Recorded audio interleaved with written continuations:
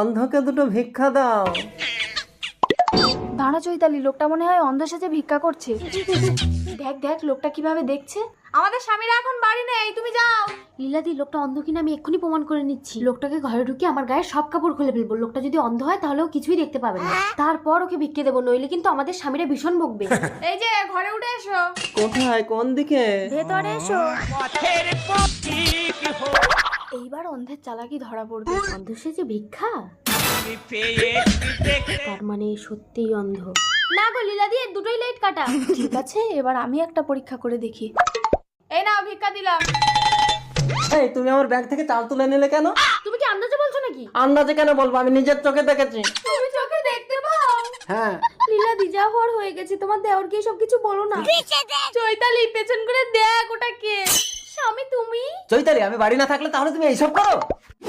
ও বাবা গো,